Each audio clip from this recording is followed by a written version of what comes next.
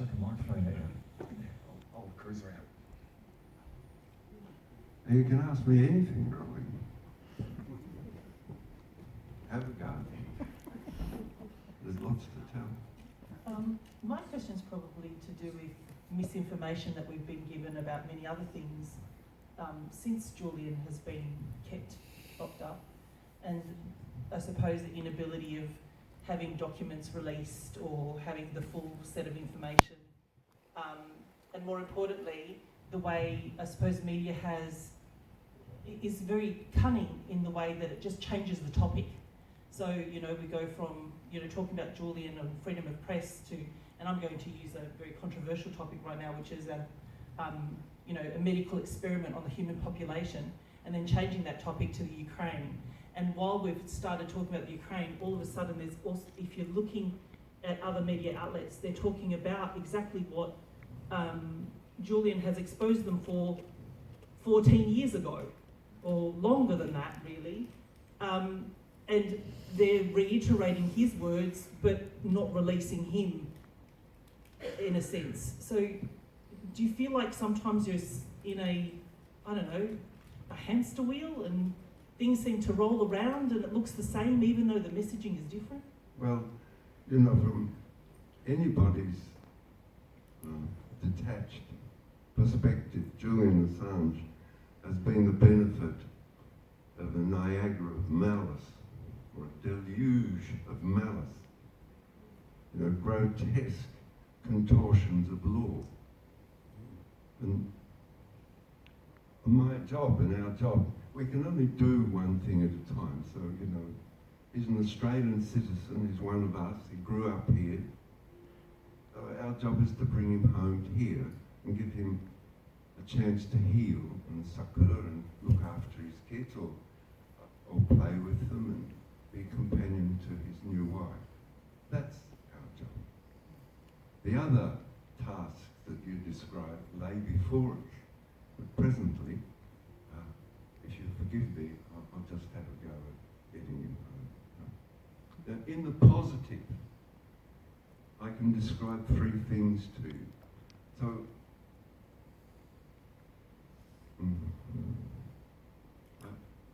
which one am I using?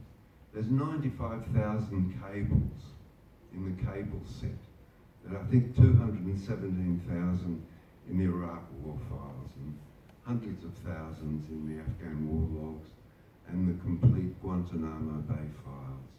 They are the foundations of the charges that Julian has faced with the United States. Julian, as you know, is an Australian citizen, and he's charged with espionage of the United States while he was in the United Kingdom. And, this is just absurd. He's an Australian citizen. He was in the United Kingdom, but somehow or other, because Chelsea Manning released these evidences to Julian, and Julian, among others, the New York Times, the Guardian, Der Spiegel, El País, Sydney Morning Herald, the Age, the Australian, many others.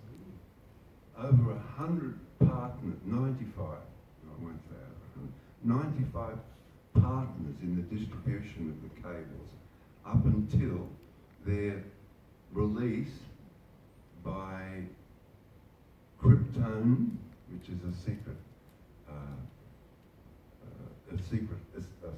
website that specialises in secrecy, and the Freitag. Okay. Up until that time, there were 95 media partners distributing information from the cables, Iraq War files, and Iraq War logs, and Guantanamo Bay files. One of that 95,000 concerned a small family, extended family outside Baghdad in Iraq. The American soldiers smashed down the door and murdered everybody.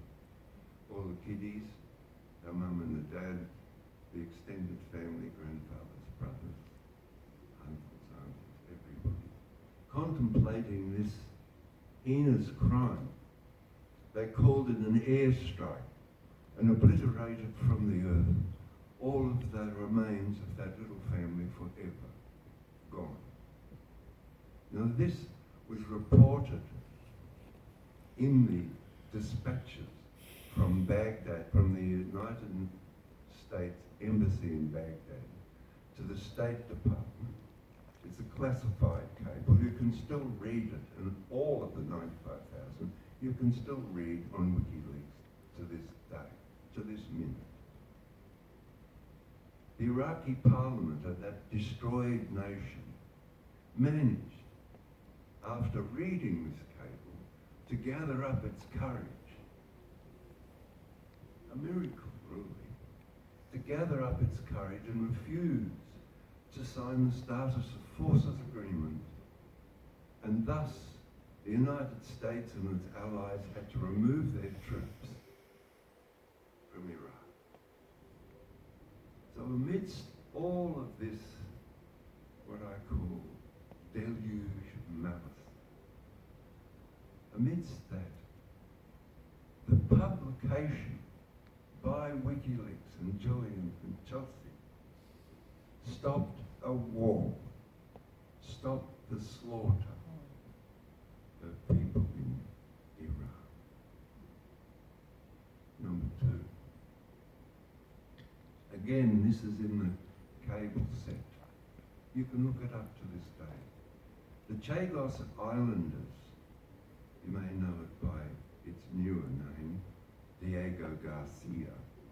The Chagos Islanders were all packed up from the Chagos Islands and dumped in Mauritius. All of them, every single one. The dogs were shot, I believe. Every single one, the occupant of those islands, and dumped in Mauritius. And Diego Garcia, one of the islands, was given to the United States as an air base. That's where the B-52s fly out of to bomb this, that, and the other place. The Chagos Islanders saw this cable, called upon their lawyers, and they took the case to the International Court of Justice and prevailed against the United Kingdom. The United Kingdom objected, and they prevailed again. So that's two counts of justice. One stopped the war, one brought justice to a suffering people. The third one is the Guantanamo Bay files. A great Australian lawyer, Stephen Kenny, he's down in Adelaide. He was representing David Hicks, and he used the Guantanamo Bay files to build a case, an irrefutable case, for the defence to free David Hicks. And thus David was free.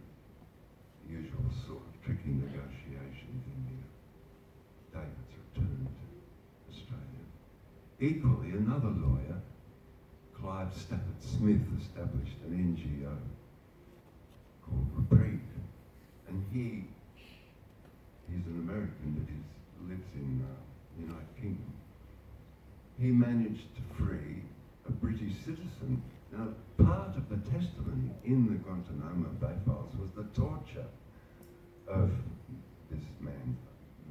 If he will forgive me, I can't bring his name to mind. And that torture included slicing his penis with a razor blade. That is what we contemplate in that boil upon justice called Guantanamo Bay. So in those three cases, even though Julian has suffered greatly, what Chelsea and Julian and WikiLeaks brought to us is a great amount of opportunity to bring about justice and stop a war. Now, that's only three examples.